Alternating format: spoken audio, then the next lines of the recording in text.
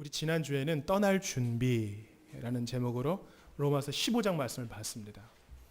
중요한 포인트가 뭐였어요? 꿈이 있는가? 바울은 항상 자리를 툭툭 털고 일어날 수 있는 꿈을 하나님께 받았습니다. 직업이 아니라 꿈입니다. 하나님께서 우리의 가슴 뛰게 하시는 꿈이 있는가? 고상한 꿈이 있는가? 그저 내 밥벌이 해먹고 살고 내 식구들 굶기지 않게 하는 꿈 이상의 더 고상한 목표가 있는가? 여러분께 도전을 하였습니다. 그리고 그것을 위해서 구체적으로 계획하고, 또한 아직까지 예수님을 믿지 않으시는 분들은 이 예수님을 믿으셔야 삶의 의미와 목적과 꿈을 받을 수 있다, 이렇게 말씀을 드렸습니다. 오늘은 고린도전서 6장 말씀입니다. 보니까요, 2012년 1월 2월 안식월 때도 제가 요 맥체인 본문으로, 그러니까 로마서 15장, 8장, 1장, 그리고 사도행전의 바울의 간증에 이르기까지 그대로 장이 일치하는 것을 봤습니다. 그럴 때 제가 유혹이 있어요. 이거 좀 다른 거 하고 싶구나, 이런 생각도 있어요. 특별히 성도들 가운데 이 재물, 또 재물에 대한 욕심, 만족에 대한 부분에 대해서 좀 다루고 싶다, 이런 마음도 있어요. 그러나 목사는 본문을 선택할 자유가 없습니다. 이 말은 우리가 지금 현재로서는 신구약 성경 말씀 전체를 편식하지 않고 받아야 될 때임을 하나님께서 감동을 주셨기 때문이에요. 80년대에 민주화 운동이 크게 일어나고 있을 때 서빙고의 온누리교회 청년들이 담임 목사인 하영주 목사님을 찾아갔습니다. 독재 정권, 민주화의 정착을 위해서 한번 강단에서 속 시원하게 한번 얘기 한번 해주면 좋겠는데 안 하는 거예요. 연세대학교의 모 교수님처럼 정말 낙검수 같은 얘기를 해주기를 원했는데 그게 안 되는 겁니다. 그래서 하 목사님께 따져 물었습니다. 왜 그거 안 합니까? 부조리가 안 보이십니까? 이럴 때 하 목사님 대답이 오늘 본문에 그게 없습니다, 이렇게 말씀하셨어요. 그것은 세상에 대해 모르는 무식쟁이의 말도 아니요, 관심 없는 사람의 말도 아니요, 본문 따라서 하나님 말씀 그대로 받겠다는 투철한 의지입니다. 그럴 때 교회가 건강하게 돼요. 오늘 고린도전서 6장 말씀을 제가 딱 보게 되면서, 지난번에는 2012년 2월에는 갑, 몸, 영광이라는 제목으로 말씀을 드렸는데 오늘은 그 앞부분, 그러니까 성도끼리 고발하는 내용을 다루게 됩니다. 이걸 연구하면서 우리 성도들끼리는 그래도 고발 안 하지 않는가, 이런 생각이 들었어요. 고발하신 분이 있다면 죄송합니다. 그러나 제가 알기로는 그런 일이 제가 없는 걸로 알고 있어요. 그럼에도 불구하고 이 말씀을 연구할 때 우리가 바람직한 말씀이 있겠구나, 그런 결론을 내리게 되었습니다. 여러분 1절을 한번 보십시오. 너희 중에 누가 다른 이와 더불어 다툼이 있는데 구태여 불의한 자들 앞에서 고발하고 성도 앞에서 하지 아니하느냐. 우리는 지난주에 바울이 아시아 선교를 하려다가 막힌 것을 들어 알고 있습니다. 그래서 드로아에 내려와서 자는 중 하나님께서 환상을 보여주셨고, 그 환상 중에 마케도니아 사람이 와서 우리를 도우라, 이렇게 말하는 것을 봤습니다. 방송실 나오세요. 예배당 안으로 들어오세요. 와서 우리를 도우라. 그래서 더 이상 아시아의 미련을 갖지 않고 유럽으로 갔죠. 고린도 전서는 바로 그 유럽, 지금의 그리스 지역에 있는 도시교회를 말합니다. 고린도 교회는요, 로마 군대에서 잔뼈가 굵었으나 이제는 퇴역한 군인들의 모여 사는 곳이었어요. 고린도 교회, 사람도 많고 돈도 많았기 때문에 타락했습니다. 또한 예수님 오시기 전에 소크라테스, 플라톤, 아리스토텔레스 철학이 있었기 때문에 지혜로운 사람이 너무 많았어요. 그런데 바울은 이제 그 교회를 향하여 지적하는 겁니다. 너희들 지혜가 있다고 하는데 실제로 성도들 간에 다툼 하나 해결하지 못하는 그런 수준이 낮은 지경에 처했구나. 지금 바울이 그렇게 얘기하는 것입니다. 바울의 선교 전략은 로마 제국 전역의 거점 도시에 교회를 세우고 빠지는 사역이었어요. 그게 그의 일이었어요. 그래서 그는 고린도 교회를 세우고 1년 6개월만 있다가 빠지고 사람을 세웠을 뿐입니다. 지금 이제 고린도 전서라는 편지를 통해 그들을 목양하는 거예요. 그리고 이런 문제가 21세기를 살아가는 우리, 특별히 우리 교회 안에도 여전히 있기에 우리는 오늘 이 말씀을 받아야 하는 것입니다. 자, 1절 말씀을 다시 보세요. 너희 중에 고상한 그리스 사람들이지만 예수를 믿었던 사람들, 그런 너희 성도들 중에 누가 다른 이와 더불어 다툼이 있는데, 이 다른 이는 형제입니다. 교회 안에 있는 형제와 더불어 다툼이 있는데 구태여 불의한 자들 앞에서 고발하고, 불의한 자들이란 말은 예수님 안 믿는 세상 판사, 세상 법관, 예수님 안 믿는, 불의하다는 말은 뭐 특별히 나쁜 일을 했다는 것이 아니요, 그리스도를 믿지 않아 이신칭의 의롭다 하심을 받은 그 은혜를 받지 못한 불신자 앞에서 재판받을 이유가 있느냐, 지금 그렇게 말하는 것이죠. 왜 성도 앞에서 하지 아니하느냐. 그때나 지금이나 성도들 사이에 다툼이 있었습니다. 그런데 이제 보니까 후반에 보면은 손해를 당하는 게 낫지 않느냐 이런 말을 통해 보면 성도들 간에 금전 거래가 있었던 것 같아요. 이렇게 물질적인 손해가 있었던 것 같아요. 이런 얘기를 거의 못 들어보셨기 때문에 여러분께 지침을 하나 드립니다.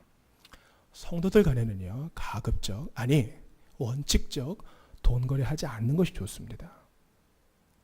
내가 갚을 형편이 안 되면 안 빌리면 되는 것이고, 내가 혹 빌려줘야 되는데 이 형제가 딱 하면 그냥 받을 걸 기대하지 않고 그냥 줘버리면 됩니다. 그래야 문제가 없어요. 언제 주니, 왜 안 주느니, 교회 안에서 이런 문제가 생겨서는 안 돼요. 그냥 빌려주지 말고 내가 줄 수 있을 만큼 줘버리면 됩니다. 그리고 원칙상 안 하는 게 가장 좋아요. 그런데 고린도 교회 안에, 아직까지 어린 고린도 교회 안에 이런 문제가 생겼어요. 그런데 바울은 성도 앞에서 이런 문제를 해결할 것을 말하고 있습니다. 예수님 믿은 지 얼마 안 되었기 때문에 과거의 풍습으로 돌아간 거예요. 알렉산더 대왕이 헬레니즘, 그리스 제국을 넓게 세웠을 때 그가 한 일은 법정을 세우는 것이었습니다. 시장마다 법정이 있었어요. 재판관이 앉는 도리자가 있었죠. 그것을 로마가 흡수했습니다. 로마가 건축과 도로와 함께 무엇이 발달했어요? 법이 발달했잖아요. 법. 그래서 지나가는 두 사람을 세워놓고 이 사람이 그리스 사람인지 로마 사람인지 알아보려면 당신 사는 곳에 법원이 있습니까? 이렇게 물어보면 됐어요. 있습니다. 그럼 그 사람은 분명히 그리스 로마 사람인 것이에요. 그만큼 이 법을 중요시했고 판결을 중요시했던 것입니다. 1세기 사회는 지도층 인사들 사이에서 다른 사람들에 대한 사회적, 정치적 우월성을 확보하기 위해 사소한 문제를 가지고도 재판을 거는 일이 많았다고 합니다. 요즘도 그렇지만 그때도 재판을 하게 되면 시간이 많이 들고 돈도 많이 써야 하고 심정적으로 고갈되잖아요. 근데 그렇게 해서 사회적 신분을 좀 올리고자 하는 움직임들이 있었다는 것입니다. 그러나 그리스도인의 문화는 그런 것이 아니죠. 로마의 문화는 그렇다 할지라도, 여전히 사회의 문화는 그렇다 할지라도 하나님의 교회의 문화는 그게 아니라 성도 안에서 장로들의 조언을 듣고 그렇게 해결을 해야 되는 것입니다. 고린도 교인들은 분명히 복음을 알고 있었지만 그들은 여전히 옛날로 돌아가고 있었습니다.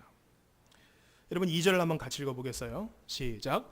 성도가 세상을 판단할 것을 너희가 알지 못하느냐. 세상도 너희에게 판단을 받겠거든 지극히 작은 일 판단하기를 감당하지 못하겠느냐.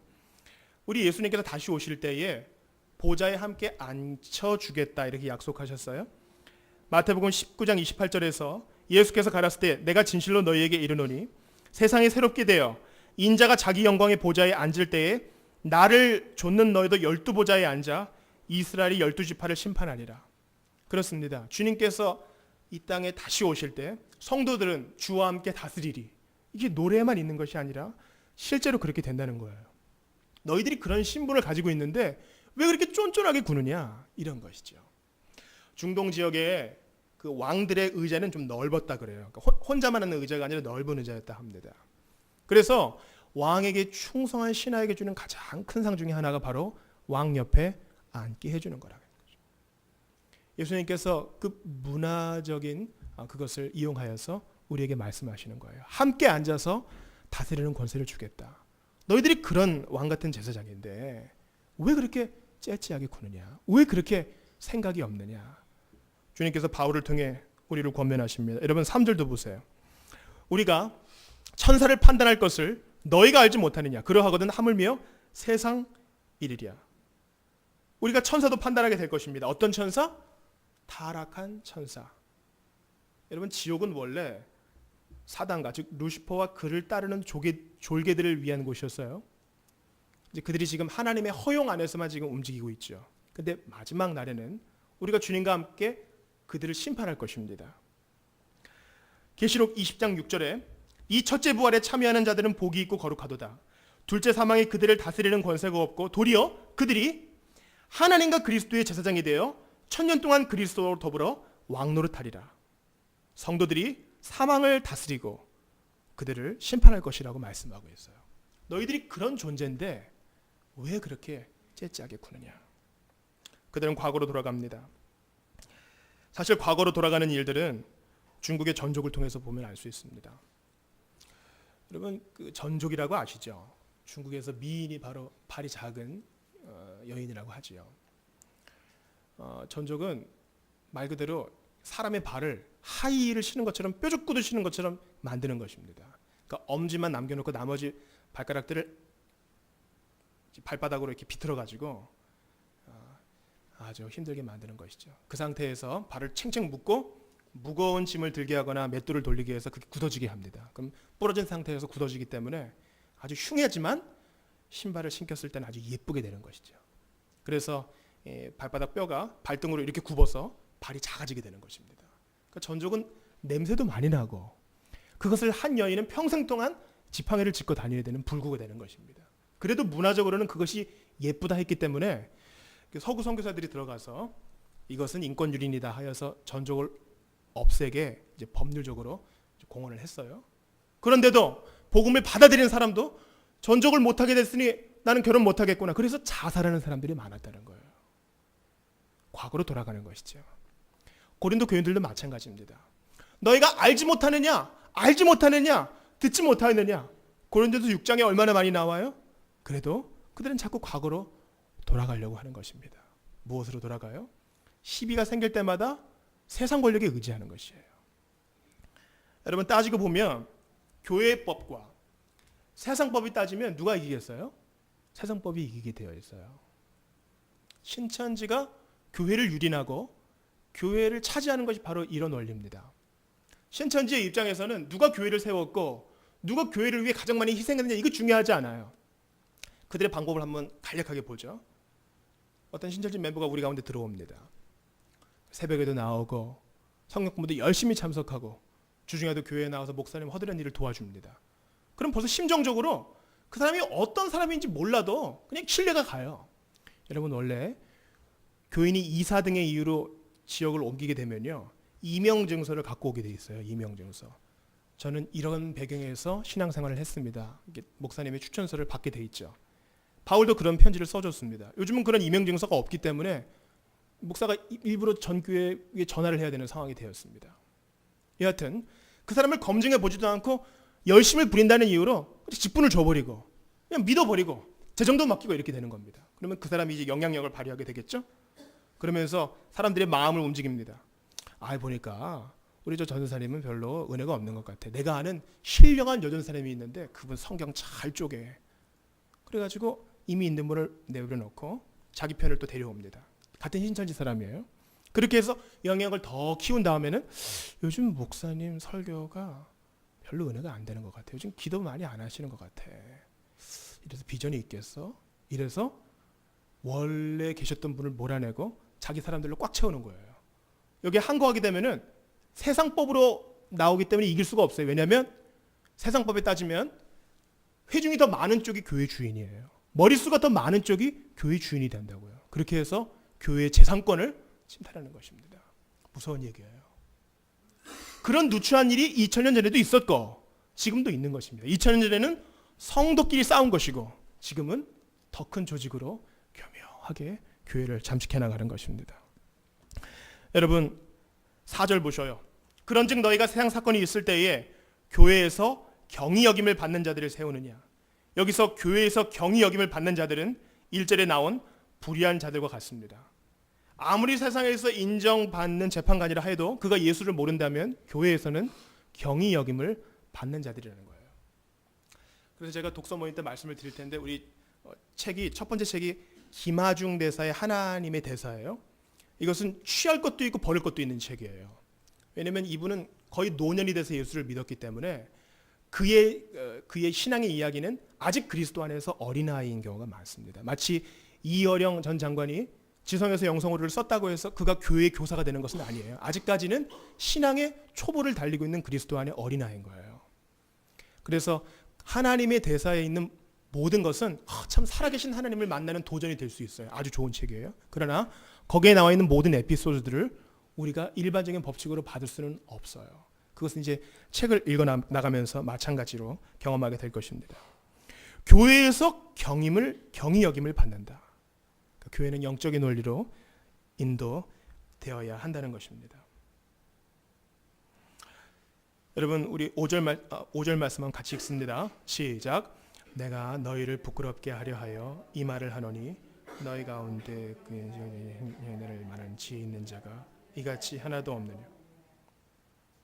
여러분 지금 싸우고 있는 두 사람을 누구 간의 일이라 그래요? 바울이 형제 간의 일이라 그래요. 윤리적으로 볼 때는 이 나쁜 놈이에요.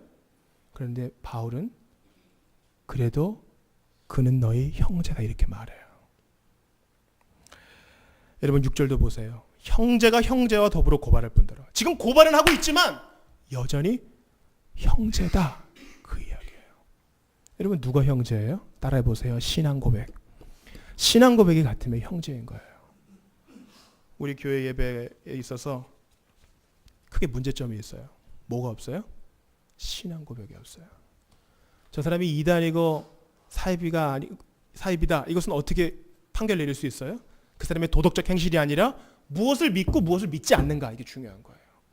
우리 한번 사도신경 한번 같이 해봅시다. 원래 사도신경은 눈 뜨고 하는 거예요. 눈 뜨고 천천히 같이 해봅시다.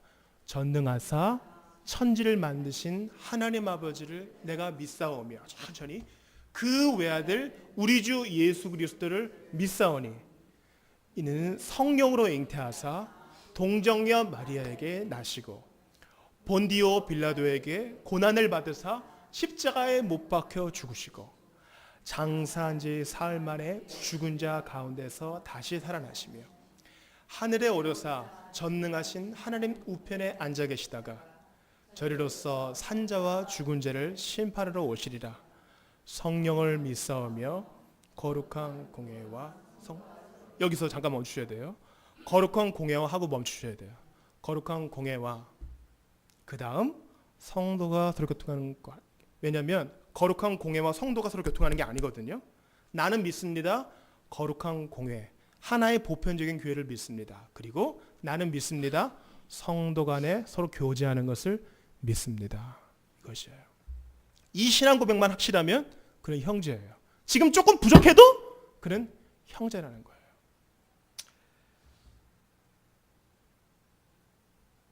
잠언 18장 19절에 보니까 솔로몬이 이렇게 말합니다. 노엽게 한 형제와 화목하기가 견고한 성을 취하기보다 어렵다. 자, 그렇다면 신앙 고백이 같음에도 불구하고 지금 조금 부족한 형제 어떻게 대해야 되겠습니까? 어떻게 대해야 되겠어요? 우리는 새가족교회 처음 설립된 이후에 설립감사 부흥회 했던 것을 기억합니다. 그때 김성봉 목사님께서, 신반포 중학교회 담임 목사님이신 김성봉 목사님께서 교회의 세 가지 표지에 대해 말씀하셨어요. 여러분 꼭 기억하세요. 무엇이 참된 교회인가? 첫 번째는 말씀이에요. 하나님 말씀이 잘 전해지는가? 강단에서 조선일보 뉴스위크 얘기하지 말고 성경 66권을 제대로 풀이하는가? 두 번째 표지가 성례예요. 세례와 성찬을 제대로 시행하는가? 마지막으로 권징인 것이에요. 권징. 목사가 잘못하면 어떻게 해야 돼요? 1차적으로 당회가 소집되어서 당회가 목사가 제대로 서 있는지 심사를 해야 돼요. 목사의 설교가 비교리적이고 성경을 제대로 다루지 않는다면 당회가 모여서 권징을 해야 돼요. 성도도 마찬가지입니다. 그가 주일 예배를 소홀히 여기거나 성도로서 제대로 서지 못할 때에는 제대로 심사하여 수찬 정지를 하든가 그렇게 해야 교회가 건강해지는 것이에요. 말씀과 성례와 권징이 교회의 참된 표지입니다. 예수님께서도 말씀하셨죠. 너희 중에 문제가 있는 형제가 있느냐? 그러면 개인적으로 먼저 찾아가라. 그래서 해결을 봐라. 그런데도 그 듣지 않으면 교회 누구를 청해다가 장로를 청해다가 권면해라. 그래도 듣지 않으면 온 회중이 있는 데서 그를 권징하라. 이렇게 말씀하셨습니다. 그래서 이런 형제간의 문제가 있을 때 대비하기 위해서라도 우리는 교회의 직분자들을 잘 세워야 돼요. 여러분 원래 장로가 하는 일이 뭐예요? 장로가 가르치는 장로는 기도와 하나님 말씀 연구에 전무해야 하고, 목양하는 일에 본을 보여야 되며, 치리하는 다스리는 장로는, 그러니까 우리가 투표해서 세우는 장로는 그 사람이 신방과 목양의 일을 하게 돼 있어요. 그래서 우리의 앞선 복된 교회의 장로들은 항상 성찬이 있기 전에, 여러분 성찬 받기에 불편한 양심이 있습니까? 만약에 양심의 가책이 있다면 이번엔 받지 마십시오. 이렇게 심사를 했어요. 왜냐하면 죄가 있는 상태에서 성찬을 받으면 자기의 죄를 먹고 마시는 것이 되기 때문에 우리가 그런 일꾼을 세워야 돼요. 권사는 왜 권사님입니까? 권하고 돌보고 세워주고 위로해 주는 게 바로 권사님의 역할 아니에요? 집사는 뭐 하는 사람이 집사예요? 초대교회가 세워졌어요. 헬라파 과부들과 히브리파 과부 간에 문제가 생겼죠. 너무 사람이 많아졌죠. 명부가 그때 분명히 있었어요. 그 명부에 보니까 누락되는 사람이 있어요. 구제와 봉사를 위해 집사를 세운 거예요. 새가족교회 집사님들은 구제와 봉사를 잘 하고 있습니까? 교회 생활을 좀 많이 했다고, 예배에 잘 참석했다고 직분을 주는 것이 아니라 구제와 봉사를 위해서 직분을 세워야 하는 것입니다. 우리를 잘 돌아보세요. 우리가 선교헌금을 하고 있지만 선교헌금의 10배 이상의 돈이 이 건물을 유지하는 데 쓰고 있습니다. 우리가 복된 교회, 질서 있는 교회를 세우기 위해서 할 일이 많은 거예요. 실제적으로 집사님들이 누구를 도와야 될까? 누구를 섬겨야 될까? 실제로 재정권을 가지고 이것을 활용해야 됩니다. 먼저는 우리 모임 안에 있는 구제가 필요한 사람을 찾아가야 돼요. 먼저는 믿음 안에 있는 자들에게 하라 그랬거든요. 우리 안에서 도움이 필요한 자들, 우리 자라나는 자녀들 장학금도 줘야 돼요. 어려운 자들 경제적으로 지원도 해줘야 됩니다. 비전을 위해서 우리가 실제적으로 꿈을 키워야 돼요. 교육부 세대는 지금보다 2배나 3배 이상은 더 늘어나야 됩니다. 우리 애들에 대해서 마음은 있지만, 기도는 하지만 실제적으로 아무 도움이 없다면 우리는 하나님 앞에서 분명히 회개해야 될 것입니다. 여러분 5절 말씀 보세요. 내가 너희를 부끄럽게 하려 하여 이 말을 하노니 너희 가운데 그 형제간의 일을 판단할 만한 지혜 있는 자가 이같이 하나도 없느냐. 너희는 지금 수준이 그 정도냐? 그렇게 말하는 거예요.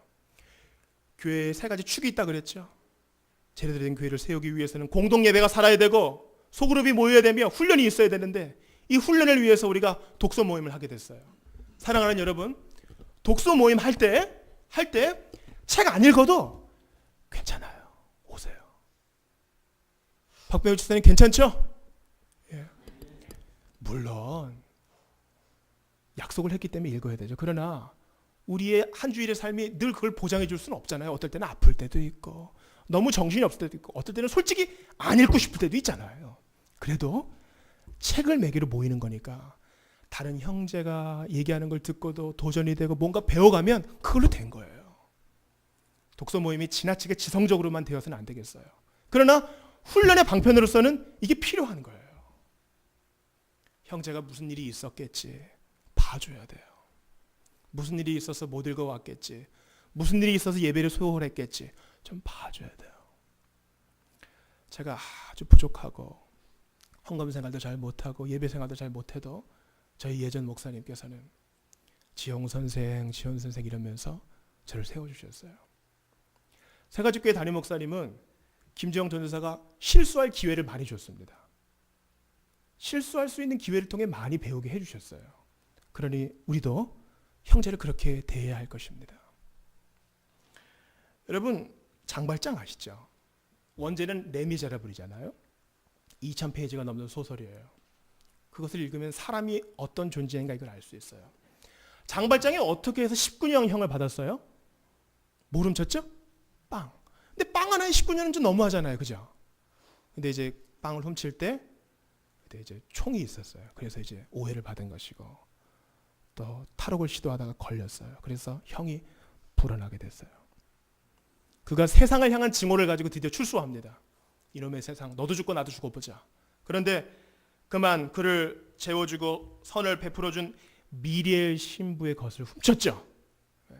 그때 미리엘 신부가 경찰 앞에서 장발장을 고소했습니까? 아니면 용서해 줬습니까? 용서해 줬어요. 이게 친구예요. 빌려준 거예요. 그러면 그 자리에서 장발장이 무릎을 꿇고 신부님 죄송했습니다. 이렇게 해서 삶이 바뀌면 좋잖아요. 천만의 말씀. 수백 장 넘어갈 때까지 장발장은 안 바뀌어요. 사람 바뀌는데 시간이 걸린다니까요. 그 다음에 무슨 결정적인 계기를 겪고 나서야 그가 마음이 바뀌어지고 드디어 시장까지 되는 거예요. 이게 사람의 변화예요. 저는 교육자 가정으로서 여러분께 참 죄송한 모습이 있습니다. 그것은 우리 가정에도 안 바뀌는 사람이 있다는 거죠. 이 알코올의 힘을 끊지 못하는 일이 있다는 거죠. 술 먹고 싸우면 합의금도 보내줘야 되고, 술 먹고 전화기 잃어버리면 전화기도 다시 해줘야 되며, 새벽에 전화를 받고 돈을 보내주거나 찾아가는 것이 우리의 일상입니다. 그리고 성도 간에 여러분들이 저희 가족의 연약함으로 인해서 고통을 당하신 것에 대해서 정말 죄송하게 생각합니다. 그래서 처음에는 좌절도 많이 하고 싸우기도 많이 했습니다. 그런데도 하나 붙드는 것은 하나님은 살아계셔서 반드시 우리에게 주는 메시지가 있다. 그거예요. 그래서 제가 결론을 내리게 됐어요. 사람이 바뀌는 데는 시간과 인내가 필요하구나. 이거예요. 우리가 우리 형제를 돌아볼 때에 그가 신앙 고백이 같다면 시간과 인내를 가지고 변화될 것을 좀 기다려줘야 돼요. 기회를 좀 줘야 돼요. 실수할 수 있는 기회를 줘야 돼요. 우리 주님이 사실 우리 얼마나 많이 봐줬어요? 주님이 우리 진짜 많이 봐주셨잖아요. 손으로 발로 생각으로 잘못했던 것 당장 직분 때려치고 너 믿는 거 취소해. 주님께서 그렇게 할 수 있었지만 주님은 한 번 자녀면 끝까지 자녀고, 한 번 구원받은 사람은 끝까지 하나님 나라의 왕자요 공주니 너는 다시 일어나야 된다. 주님께서 그렇게 우리에게 기회 줬잖아요. 그러니 우리도 연약한 사람을 돌봐줘야 되는 것입니다. 가톨릭에서는요, 성도를 이렇게 구분해요. 마더 테레사 같은 사람은 성자, 순교한 사람은 복자, 이렇게 구별해요. 우리는 그렇지 않아요. 우리는 다 형제야. 다 예수님의 피값으로. 우리 목덜미에 보세요. 메이드 인 지저스 써 있잖아요. 예수님의 피값으로 산. 우리는 다 형제예요. 우리는 사소한 것에 목숨을 겁니다. 그럴 때마다 그래, 예수님께서 나를 얼마나 오래 참아주셨는가. 우리가 오늘 하나님은 실수하지 않으신다는 찬송을 불렀잖아요. 차츰차츰 안개는 거치고, 차츰차츰 안개는 거치고, 사람 변하는 데는 이렇게 시간과 인내가 필요해요. 그러므로 우리는 형제에 대하여 이렇게 오래 참는 마음으로 교회의 수준을 올려야 할 것입니다. 또한 그런 일이 있을 때 성숙하게 판단하도록 열심히 훈련을 받아야 돼요. 공적 예배도 살아야 되고, 소그룹에도 목장 모임에 열심히 참석해야 되고, 독서 모임에도 참석하셔야 돼요. 안 그러면 교회가 수준이 낮아진다니까요. 하향 평준화돼서 우리도 나중에 그런 일이 생길 때 세상 법정에 의존하게 된다니까요. 그러니까 지금 조금 숨 쉴 수 있을 때 지금 준비해야 돼요. 여러분께 한 가지 도전을 드리고 싶습니다. 저는 한때 그 분당에 있는 독수리 학교, 기독대안학교죠. 거기서 채플 인도를 했어요. 근데 거기선 참 학생들을 인격적으로 대우하려고 노력을 많이 해요. 중고등학생들이 얼마나 많이 떠들어요. 채플 시간에. 그러면 선생님들이 누구 할까? 저기 호연이 있다. 호연이가 떠들어서 혼낼라 그래요. 그러면은 선생님들이 호연님 그렇게 떠드셔야 되겠어요? 이렇게 얘기합니다. 웃기죠? 근데 그렇게 경어를 써서 존칭하면요, 그 아이의 인격과 잘못한 것을 분리시킬 수 있어요. 여러분, 이거 정말 중요해요. 부부간에도 가급적 존댓말 쓰셔야 돼요. 주인은 결혼해서 꼭 존댓말 쓰세요. 예. 여러분, 말 하나지만 했어요? 이렇게 하면요, 마음이 달라지는 것을 우리 경험하잖아요. 저도 우리 애들에게 존댓말 쓰려고 노력하고 있어요. 근데 애들이 더 잘해, 내가 못하고. 그런 거예요. 교회 안에서는 다 형제이기 때문에 내가 나이 많고 내가 더 신앙생활 오래 했고 별로 중요한 거 아니에요. 나보다 30년, 40년 어린 사람이라도 존대해 주셔요. 주님 안에 귀한 형제니까. 여러분께 파인애플 스토리라는 책을 추천합니다. 더치 뉴기니아 정글지대에 한 선교사님이 계셨어요. 아이고, 이렇게 열대지방에 사니까 우리 고향에서 먹었던 파인애플이 먹고 싶구나. 그래서 파인애플을 심었어요. 이 나무 심는 게 어려우니까 이제 일당을 주고 현지인들을 샀습니다. 3년을 기다렸어요. 파인애플이 맺혔어요. 그런데 열매를 따려고 그러니까 열매가 하나도 없어. 원주민들이 다 따먹은 거예요. 왜 따먹었습니까? 우리 동네에서는 심은 사람이 주인이에요. 우리가 심었으니까 우리 거예요. 이렇게 된 거예요. 이 나쁜 놈들. 그래서 이번엔 내가 심으리라. 그래서 자기가 심어서 또 3년을 기다렸어요. 그런데 또 따먹은 거예요. 왜 따먹었습니까? 우리 땅에서 난 건 다 우리 거예요. 그래서 드디어 6년이 지나 안식년을 맞이하여 고국으로 돌아갔습니다. 생각해 보니까 그래, 모든 게 다 하나님의 것인데 내가 왜 그렇게 내 파인애플 때문에 아웅다웅 했는가. 그래, 다시 더치 뉴기니아에 돌아가서 파인애플 열리는 대로 다 따먹게 뒀어요.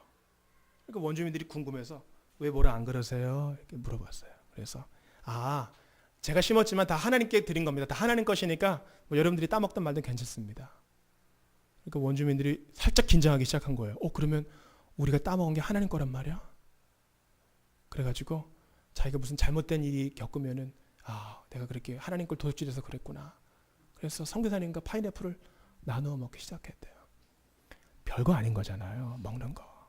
근데 그때 하나님의 지혜가 있고 형제라 봐주기 시작하면 좋은 관계가 열리는 거예요. 하나님의 교회가 이렇습니다.